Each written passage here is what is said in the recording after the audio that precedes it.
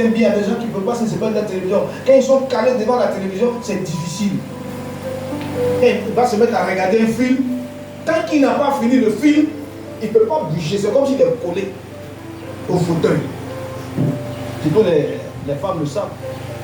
Les télénovelas. Je le dis parce que j'ai une là-bas. J'ai une là-bas à Bayota. Quand elle est calée devant la télé, même son mari est venu se plaindre chez moi. 19h. Elle regarde le film là, il n'y a que du soir. Nous, les cultes du soir, on les fait là-bas les jeudis et les mardis. Pas mardi, jeudi. Parce que les vendredis, c'est un jour très compliqué. C'est réservé aux morts. Voilà, là-bas, vraiment, les veillées, c'est funérailles tous les vendredis. Donc, si tu as mis cuit du soir, vendredi, tu vas te retrouver seul. Quand je suis arrivé là-bas, j'ai essayé ça. Même les restaurants ne sont pas venus. Les pasteurs, on t'avait dit, vendredi, c'est là. On ne veut pas que tu sois. Mais ça m'a dit, j'ai dit, c'est bon. Donc on a fait, m'a dit, j'ai dit, viens faire comment? Je m'adapte au milieu. Maintenant, il y a des individus qui trouvent quand même le courage de regarder la télévision à l'heure du culte.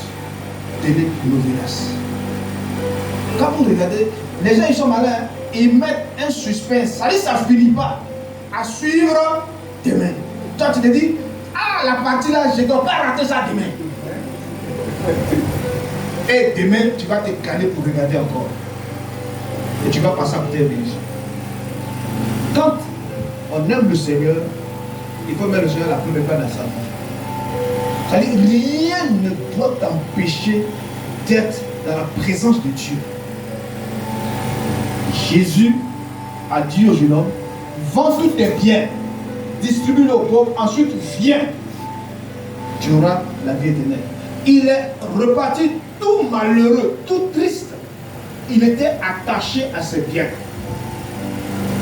Tout ce qui prend la place de Dieu dans ton cœur, c'est ton idole. Or, le Seigneur dit, tu dois occuper la première place dans ton cœur et dans ta vie. Ce monsieur a décliné l'invitation. Quand j'étais à l'université, j'avais un ami, à l'époque, son père lui avait offert une voiture, une Honda Civic. C'était une voiture à l'époque, hein. Il avait eu son bac et un cadeau, une Honda Civic. Et ce jeune homme garait sa voiture non loin de la fenêtre à l'université. Et à cause de ce bien, il ne suivait pas le cours correctement.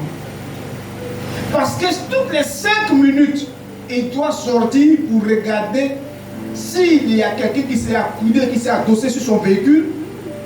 Toutes les 5 minutes, il doit jeter un coup d'œil par la fenêtre. Même s'il est loin, il se lève, il demande permission. Il ne peut pas suivre correctement le cours à cause de son véhicule, son bien. Tu es venu à l'université, c'est pour étudier, pour que demain, tu puisses être indépendant financièrement, tu puisses travailler. Lui, sa voiture, il ne pouvait pas. C'est-à-dire que quand il fait coup, il voit quelqu'un qui est accoudé, ou bien qui s'est accroupi, qui s'est adossé sa voiture. Il sort. Mon ami, quitte là. Tu sais comment la voiture l'a coûté? C'est pour toi. C'est pas lui qui a acheté. Mais on lui a fait cadeau. Il est tellement attaché qu'il ne pourrait plus suivre le cours correctement. Alléluia. Amen. Le bien matériel peut t'éloigner de Jésus. Le bien matériel peut t'empêcher d'être dans la présence de Dieu. Le bien matériel peut te faire rater les bénédictions. Il dit, j'ai acheté un champ, je vais aller le voir. Le champ était sa propriété, et à cause du champ, il n'a pas pu répondre à l'invitation. Excuse matérielle. Deuxième excuse. Excuse professionnelle. Je vais lire ça. Deuxième excuse. Un autre dit, j'ai acheté 5 paires de bœufs et je vais les essayer. Excuse-moi, je te prie. 5 paires de bœufs. C'est-à-dire 2 fois 5, ça fait 10. C'est un agriculteur, un travailleur, un planteur. Il a des bœufs. Il va aller les tester dans son champ. C'est-à-dire quand on a les bœufs, on met la charrue, on met les bœufs devant la charrue derrière. Lui, c'est le jour de l'invitation, il choisit pour aller travailler dans son champ. Parce que son champ est plus important que l'invitation. Son champ est plus important que le repas. J'ai acheté 5 paires de bœufs, je vais les essayer. Excuse-moi, je t'ai pris. Qu'est-ce que nous devons comprendre par là? Que ce monsieur exerce une profession. C'est un travailleur, c'est un planteur, un agriculteur qui a décliné l'invitation à cause de son travail. Il pourrait travailler le jour où il veut parce que c'est son champ, les peu lui appartiennent, c'est sa profession. Quand tu es planteur, tu n'es pas à la fonction publique. C'est à la fonction publique, quand tu arrives, tu dois émarger. Là-bas, là, au champ, tu n'émarges pas. Tu viens ta machette, tu commences à travailler. Tu vas quand tu veux. Si tu es fatigué, tu te reposes. Si tu es malade, tu dors. Mais lui, ce jour-là, il dit, lui, il va aller travailler. Combien de personnes, à cause de leur travail, n'abandonnent pas la main du Seigneur? Combien de personnes, à cause de ce qu'ils font comme activité, ne passent pas à côté des bénédictions? Et les gens qui ne viennent pas à l'église, posez-leur simplement la question. Je suis allé vendre. Je vendais. Il y avait trop de clients. Mes amis, les clients ne vont pas finir. Le diable, ce jour-là, il va te motiver. Tu vas voir les clients défiler, tu seras content. Tu réalises de bons bénéfices. Et ça peut te créer d'autres problèmes. Et à cause de ça, tu vas passer à côté des bénéfices. Nos amis, ils sont à côté. Alléluia. Ils sont à côté, vous savez. Vendredi, allez plus dans la boutique. Tout est fermé. Pourquoi? Ils savent en qui ils ont cru. On les critique, mais ils ne jouent pas avec ça. Quand l'heure arrive, tout est verrouillé. Ils sont là-bas. Et nous subissons. Tu viens là-bas, depuis un an, il a été déplié. Il a duré là-bas, mais il va durer. Il adore son Dieu. C'est toi qui joues avec ton Dieu. Amen. Si tu sais en qui tu as cru, tu ne vas pas jouer avec ça. Amen. Tu vas aller vendre. Jour de culte, toi tu vas vendre. J'ai pris un frère un jour. Il a dit, je ne t'ai pas vu dimanche à l'église. Et je suis parti au champ. Il dit, même dimanche, tu vas au champ. Même dimanche, tu vas au champ. Il avait honte. Vous savez, il y a des raisons que nous avançons. Ah papa, je ne suis pas venu hier à l'église pour telle ou telle raison. Devant les hommes, ces raisons peuvent paraître des raisons valables. Mais pas forcément devant Dieu. Pas forcément devant Dieu. Le pasteur peut te comprendre. Mais est-ce que Dieu lui va te comprendre? C'est là la grande question. Souvent quand on avance trop des raisons, on finit par tomber dans le péché. Le travail ne doit pas être un frein à ton évolution spirituelle.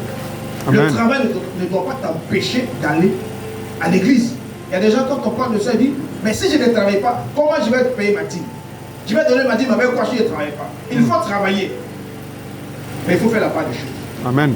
La Bible dit, donnez à César ce qui est à César et à Dieu ce qui est à Dieu. Le dimanche, c'est le jour du Seigneur. C'est le jour où on se retrouve ensemble pour communier, pour louer, pour adorer, pour élever Dieu. C'est le dimanche. Ce n'est pas le dimanche où on va au travail. César même, il a compris, on travaille du lundi au vendredi. César même a compris, lundi, vendredi, le travail s'arrête. Samedi, dimanche, c'est repos. Maintenant, toi, vendredi, tu as fini de travailler, mais tu veux encore travailler le dimanche. Est-ce que tu trouves ça normal? Il faut faire la part des choses. Le travail ne doit pas t'empêcher de louer Dieu, d'adorer Dieu, de venir à l'église de prier. Le travail ne doit pas t'empêcher d'être en communion permanente avec ton Dieu. Le dimanche, c'est le jour du Seigneur. C'est un jour qui a été mis à part depuis les temps apostoliques. Il se retrouvait le premier jour de la semaine, c'est-à-dire le dimanche, pour louer Dieu, pour adorer, pour la fraction du pain. Et c'est le dimanche qu'on va se retrouver à l'église, pour célébrer Dieu, sans oublier les jours du culte du soir. Il y a des équipes, par exemple où je suis, souvent les dimanches, les gens viennent, tu trouves une équipe dimanche qui vient, tu trouves une autre équipe. Bah, tu ne comprends pas. Il y a des choses que tu veux faire, tu peux commencer, mais le dimanche, c'est pas sûr que ces gars-là vont venir. C'est une nouvelle équipe qui est là. Tous sont des anciens, mais il y a un groupe qui vient dimanche, mais dimanche, il y a un autre groupe qui vient. Alors tu te demandes, mais ils font quoi? Ils vont où? Est-ce que de cette façon, on peut grandir dans la foi? Les premiers chrétiens, la Bible dit, ils étaient tous assidus dans le même lieu, dans le temple. Ils étaient tous assidus, ils étaient réguliers. Ils n'avaient pas d'excuses. Nous, on a toutes les excuses. Ils ont vécu des moments difficiles, des moments de persécution. Nous, on est à l'aise, on prie tranquillement. Et on s'amuse. Quelquefois, je dis, est-ce que nous savons en qui nous avons cru? Est-ce que nous connaissons le Dieu que nous avons? Est-ce que nous le connaissons réellement? Parce que si tu connais réellement ton Dieu, rien ne va t'empêcher d'adorer ton Dieu. Même le travail, le mieux rémunéré, ne t'empêchera pas de servir Dieu. C'est pourquoi les gens que Dieu appelle, ils abandonnent tout, ils laissent le travail et puis c'est Dieu. Amen. Il y a des gens qui travaillent mais ils font la part des choses. Il y a un temps pour chaque chose, nous dit l'Ecclésiaste. Amen. Il y a un temps pour travailler, mais il y a un temps aussi pour louer, adorer Dieu, il y a un temps pour servir Dieu. Mais toi, tu travailles du lundi au lundi, tu n'as même pas de jour de repos. Même la machine doit se reposer. À cause du travail, les gens peuvent passer à côté des bénédictions. Dis-moi Amen.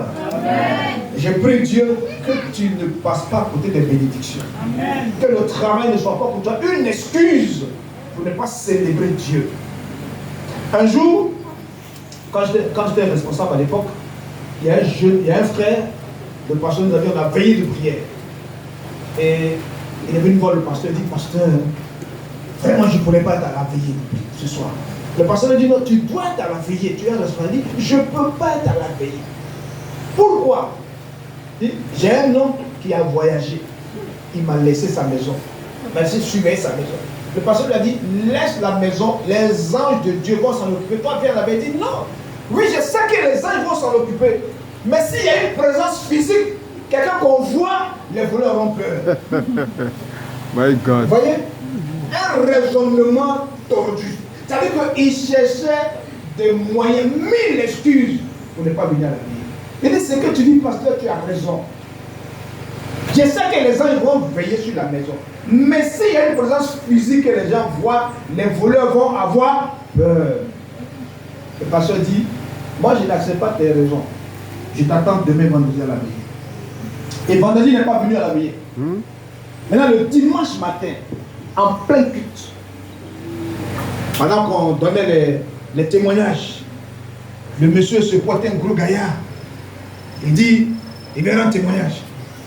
Bon, quand quelqu'un verra un témoignage, ce que nous attendons de lui, c'est que Dieu a fait quelque chose d'extraordinaire de sa vie. Donc il vient glorifier Dieu. Donc nous étions tous, comme le disent les Français, tout cuits.